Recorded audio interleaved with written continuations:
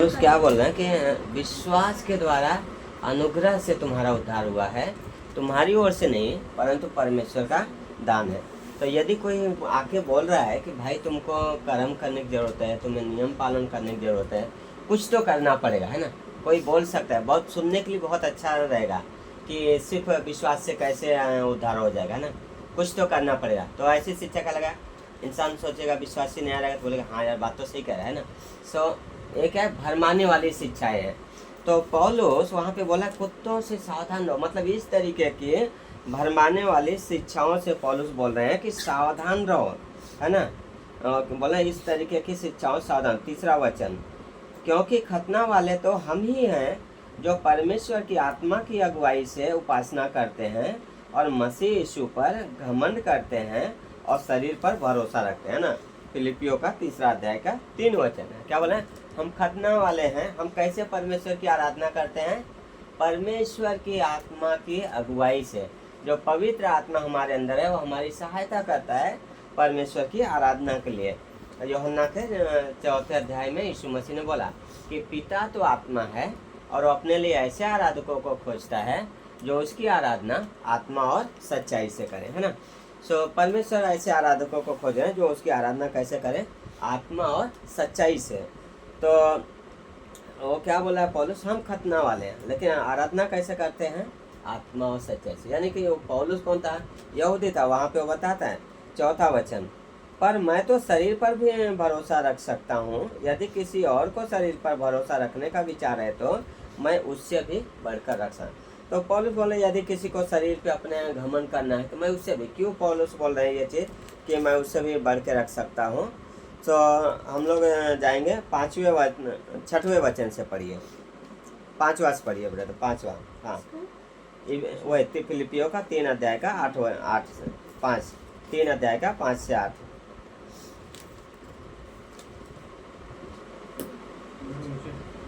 हाँ हाँ जी, खतना मुसलमान लोग कराते हैं, पर यहूदियों को यह नियम परमेश्वर ने बोला था कि तुम जितने मेल पुरुष तुम्हारे घर में जन्म लेंगे हर एक का 8वें दिन खतना कराना अनिवार्य है ना। खतना का मतलब ये होता है उनके शरीर में होता था सर्कमसिशन। ये मतलब तुम ये बता रहे कि परमेश्वर की ओर आप समर्पित, है ना। तो बोला 8वें दिन मेरा खतना हुआ, इजराइल के वंश और बिन्यामीन के गोत्र का हूँ, इब्रानियों का इब्रानी, व्यवस्था के विषय में कहो तो फरीसी हूँ, है ना। उत्साह के विषय में यदि कहो तो कलीसिया का सताने वाला, और व्यवस्था की धार्मिकता के विषय में यदि कहो तो निर्दोष। तो अभी पौलुस कौन सी बात कर रहा है? अगर हम जब प्रेरितों का काम 8वां अध्याय पढ़ते हैं तो वहाँ पे क्या है, कलीसिया पे बहुत सारा सताव हो रहा था जब प्रभु यीशु मसीह पहले अध्याय में स्वर्ग में चले गए, है ना। दूसरे अध्याय में हम देखते हैं पवित्र आत्मा आता है पेंतेकोस्त के दिन, जहाँ पे बहुत सारे लोग उद्धार में आते हैं।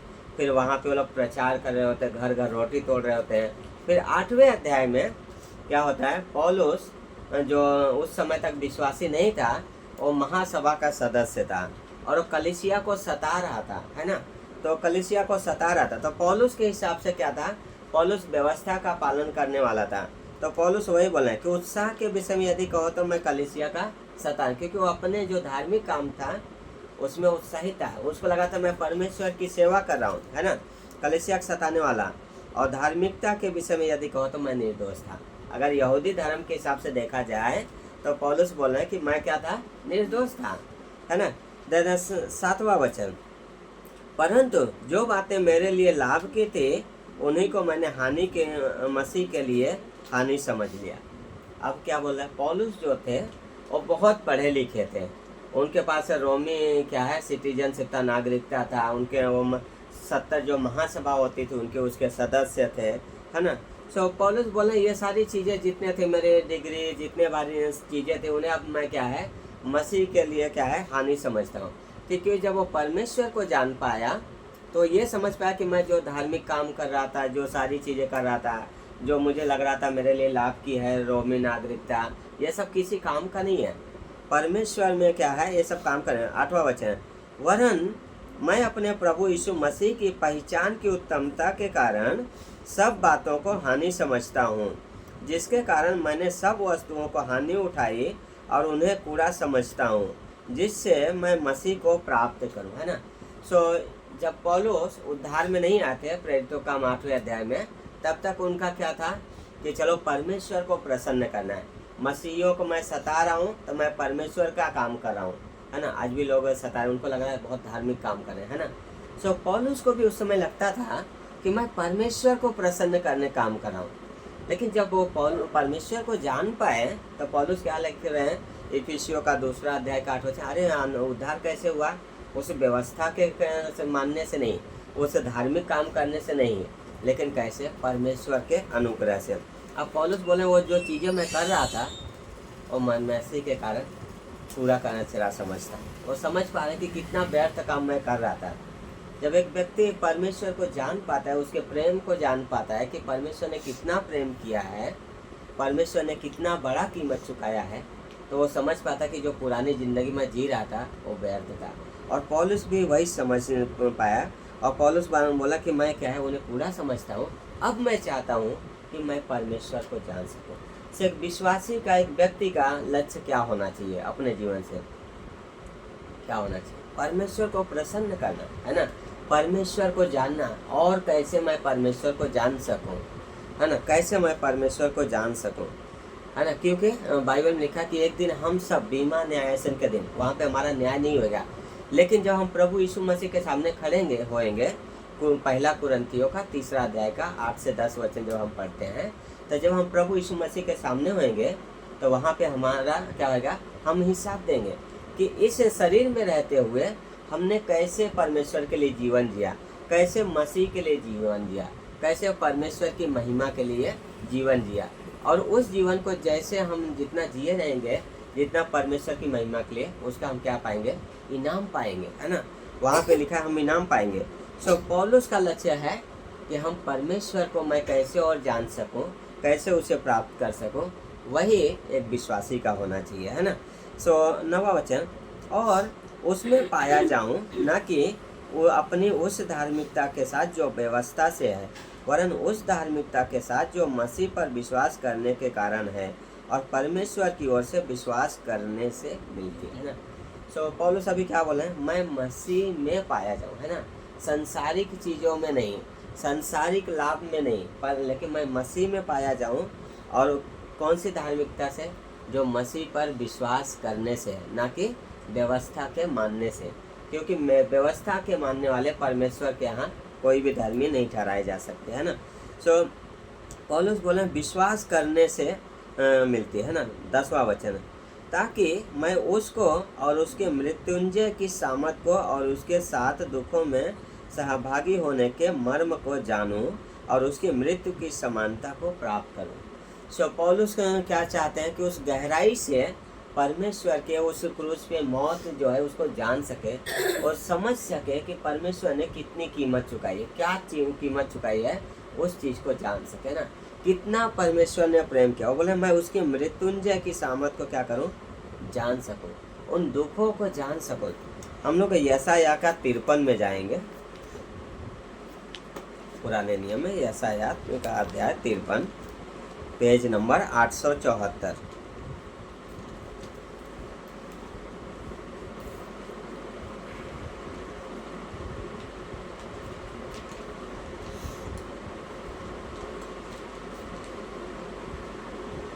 मिल गया यशायाह 874 में। सो पहला वचन से पढ़िए 53 अध्याय का। जो समाचार हमें दिया गया, हाँ, उसका इसने विश्वास किया, हाँ, और यहोवा हाँ, का भुजबल हाँ, किस पर प्रकट हुआ, हाँ, क्योंकि वह उसके सामने अंकुर के समान हाँ, और ऐसी हाँ, जड़ के समान हाँ, होगा जो निर्जल भूमि में फूट निकले। हाँ, उसकी न तो कुछ सुंदरता थी कि हम उसको देखते हाँ, और न उसका रूप भी हमें ऐसा दिखाई पड़ता कि हम उसको चाहते हैं ना। सो क्या बोल रहे हैं? पहले यशायाह भविष्यवक्ता यीशु मसीह के आने से 700 साल पहले ये भविष्यवाणी कर रहे हैं कि यीशु मसीह किस तरीके से क्रूस पे मरेंगे। तो दूसरा वचन बोलता है क्योंकि वह उसके सामने अंकुर के समान और ऐसी जड़ के समान जो उगा जो निर्जल भूमि में फूट निकले। निर्जल भूमि का मतलब क्या है? जहाँ कोई जीवन ही नहीं है ना, जहाँ पानी नहीं है वहाँ जीवन नहीं है ना। तो जब इस दुनिया में लोगों के पास कोई आशा नहीं था, कोई भी वो नहीं था, उस समय प्रभु यीशु मसीह इस दुनिया में। गलातियों का 4 अध्याय का 4 पंक्ति में पौलुस लिखते हैं कि परमेश्वर ने अपने पुत्र को सही समय पे भेजा, है ना।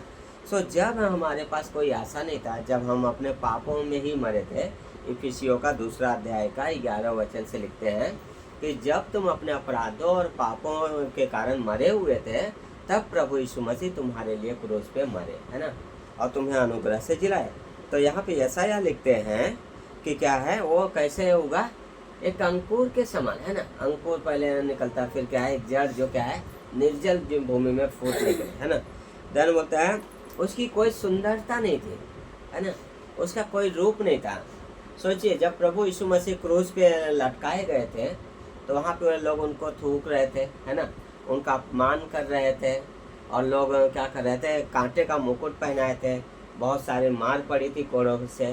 तो उनका जो चेहरा था प्रभु यीशु मसीह का, वो खराब हो गया था, और लोग जाते हुए क्या कर रहे थे, उनका मजाक उड़ा रहे थे, है ना। सो उनका उस क्रूस पे वो मजाक उड़ा रहे थे, है ना। फिर चोर थे दो क्रूस पे, वो क्या बोल रहे हैं कि प्रभु यीशु, एक तो मजाक उड़ाया, यीशु तुमने इतनों को बचाया, बहुतों को, और हमें भी बचा, अपने आप को भी बचा। लेकिन दूसरे ने क्या बोला, यीशु जब तुम अपने राज में आए तो मुझे याद करना, है ना। सही। रोमियो का 10 अध्याय का 13 वचन में पौलुस लिखते हैं कि जो कोई प्रभु का नाम लेगा वो बचाया जाएगा, है ना।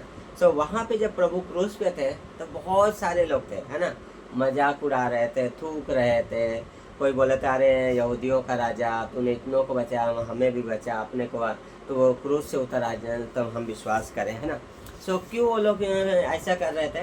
क्योंकि शैतान नहीं चाह रहा था कि यीशु मसीह क्रूस पे जाए और काम पूरा करे, है ना। इसलिए वो प्रोवोक कर रहा था कि तुम उतर आओ, है ना। सो वहाँ पे लोग उसका मजा। लेकिन जब वो चोर जो था बोला प्रभु मुझे याद करना, प्रभु क्या बोले, आज इसी वक्त तू मेरे साथ स्वर्ग लोक में रहेगा ना। तो जो प्रभु का नाम लेगा वो बचाया जाएगा। तो यहाँ पे यशायाह 700 साल पहले लिख रहे हैं ना कि जब वो प्रभु क्रूस पे रहेंगे तो कोई सुंदरता नहीं होगी, कोई रूप नहीं रहेगा कि हम चाहें, है ना। आज इंसान कैसा देखता है, खूबसूरती देखता है ना, लेकिन परमेश्वर का चेहरा बिगड़ गया था। क्यों? ताकि हमारा चेहरा खूबसूरत हो सके, है ना।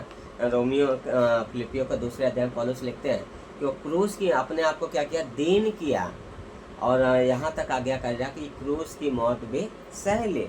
एक गाना है ना, तूने किया खाली अपने आप को, छोड़ी सारी महिमा, होकर खुदा किया सुने अपने आप को, बना मनुष्य समान, है ना।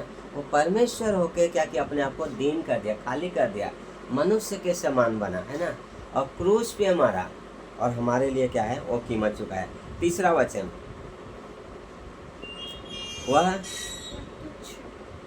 वह तुच्छ जाना जाता, मनुष्यों का त्यागा हुआ था, दुखी पुरुष था, रोग से उसकी जान पहचान थी, फेर लेते थे। वह तुच्छ जाना गया और हमने उसका मूल्य नहीं जाना। कौन सी बात बोले यशायाह लिख रहे हैं? जब प्रभु यीशु मसीह क्रूस पे थे, है ना, तो क्या बोल रहे हैं, वह तुच्छ जाना गया। उनके अपनों ने प्रभु यीशु मसीह के क्या है, विश्वास नहीं किया। हाँ, उनके भाइयों ने, उनके पिता ने, जितने लोग थे विश्वास नहीं किए। यूहन्ना के 4 अध्याय 3 अध्याय में पढ़ोगे तो वहाँ पे बोलते हैं तू फेमस होना चाहता है तो जाके गलील में प्रचार कर ताकि लोग तेरी सुने। प्रभु यीशु मसीह क्या बोलते हैं, अभी मेरा समय नहीं आया। लेकिन कब वो लोग विश्वास में आए, जब प्रभु यीशु मसीह जिंदा हुए, है ना। पुनरुत्थान के बाद क्या है, विश्वास में आए। और उनका जो भाई एक याकूब, उसको राजा ने क्या है, वो प्रार्थना वाला व्यक्ति था, उसको बोलते थे ऊँटों का खुर, क्या पैर वाला। इतना प्रार्थना करते थे कि उनका जो घुटना था वो ऊँट के जैसा होता। राजा ने क्या किया, मंदिर के ऊपर से उनको फेंक दिया, फिर भी वो प्रार्थना कर रहे हैं तो बड़े बड़े पत्थर फेंकवा दिए, मर गए। सो वही भाई जो इनकार किए, तिरस्कार के बाद में वही प्रभु के लिए मारने के लिए तैयार हुए, है ना। अब फिर वहाँ के जो अगुए लोग थे, जो जितने भी धार्मिक लोग थे किसी ने विश्वास नहीं किया प्रभु यीशु मसीह पे, है ना। तो यहाँ पे लिख रहे हैं वह त्यागा हुआ था, दुखी पुरुष था, रोग से उसकी जान पहचान थी, है ना। हर एक बीमारों को, हर एक शैतान सताए वो क्या किए, चंगाई दिए, है ना। वो दुखी पुरुष थे। आज पता है हम जिन चीज़ों से गुजरते हैं ऐसा कोई चीज़ नहीं है जिनसे प्रभु यीशु मसीह नहीं गए।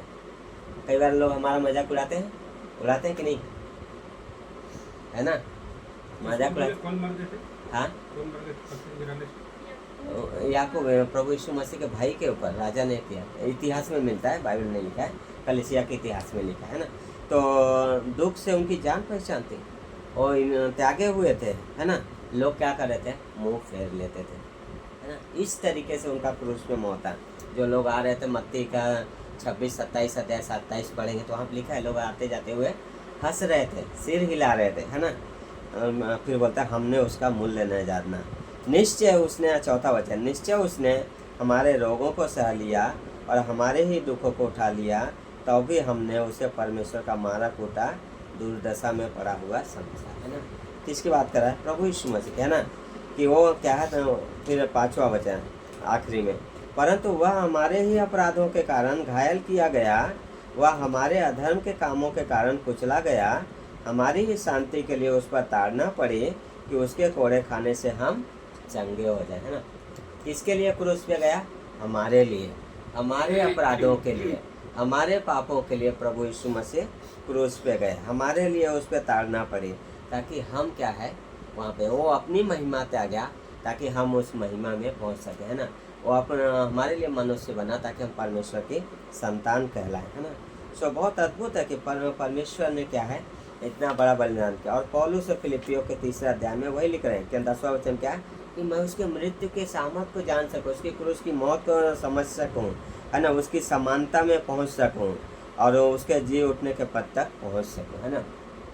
आगे बोलते हैं मैं निशाने की ओर दौड़ा जाता हूँ। 12वां वचन, यह मतलब नहीं कि मैं पा चुका हूँ या सिद्ध हो चुका हूँ, पर उस पदार्थ को पकड़ने के लिए दौड़ा चला जाता हूँ जिसके लिए मसीह यीशु ने मुझे पकड़ा है ना। सो पौलुस का लक्ष्य क्या है, प्रभु यीशु मसीह को जानना, प्रभु यीशु मसीह को महिमा देना और उसको क्या है उसकी आराधना करना, है ना। सो हमारा भी लक्ष्य होना चाहिए कि किस तरीके से मैं परमेश्वर को और प्रसन्न कर सकूं, कैसे मैं उसकी सेवा कर सकूं। क्योंकि भजन संहिता में लिखा है 171 या 72 कि मनुष्य 70 या 80 साल जीता है, बल रहेगा थोड़ा और जिएगा, है ना, नहीं तो क्या है मर जाएगा। फिर हम परमेश्वर के सामने जाएंगे, है ना। कैसे शरीर में जिए उसका क्या है हम लेखा देंगे। लेकिन हमें क्या है, प्रभु हमारा कभी भी क्या है हम उद्धार नहीं करेंगे, लेकिन हम वहाँ पे शर्मिंदा हो सकते हैं कि काश मैं और अच्छे से जीवन जिया होता, है ना। सो इस शरीर में हमें क्या करना है, प्रभु को प्रसन्न करने की कोशिश करना। पहला कुरिन्थियों 7 पौलुस लिखते हैं एक विवाहिता स्त्री का क्या लक्ष्य होता है कि किस तरीके से वो अपने पति को प्रसन्न रखे, है ना। एक विवाहित पति का क्या होता है कि किस तरीके से अपने परिवार को, अपने पति को प्रसन्न रखे, है ना। उसी तरीके से एक विश्वासी का लक्ष्य होना चाहिए कि किस तरीके से प्रभु को प्रसन्न करें, है ना। हमारे जीवन से किस तरीके से हम परमेश्वर को महिमा दें, क्योंकि हम कलीसिया जो है हम प्रभु की दुल्हन है और वो हमारा दूल्हा है। और वो परमेश्वर ने वादा किया है मत्ती के उसमें कि क्या है वो आएगा और हमें लेके जाएगा, है ना। सभी हमारा क्या चला है, तैयारी चला है। विवाह से पहले तैयारी चलता है ना, दोनों तरफ तैयारी चलता है। दुल्हन अपने तरफ से तैयार होती है, दूल्हा अपने तरफ से तैयारी करता है कि दुल्हन आने वाली है ना। और दुल्हन की खुशी क्या रहती है, मैं अपने पति के घर जाने वाली हूँ, है ना। से एक खुशी रहता है और एक तैयारी रहता है ना। उसी तरीके से हमारा जीवन है। परमेश्वर यूहन्ना के 14 अध्याय में क्या लिखते हैं प्रभु यीशु मसीह कि मैं तुम्हारे लिए ये जगह तैयार करने जा रहा हूँ, है ना। और हम यहाँ पे क्या हो रहे हैं, उसकी दुल्हन तैयार हो रहे हैं। हमें क्या देखना है कि कैसे परमेश्वर को प्रसन्न करें, है ना। आमीन।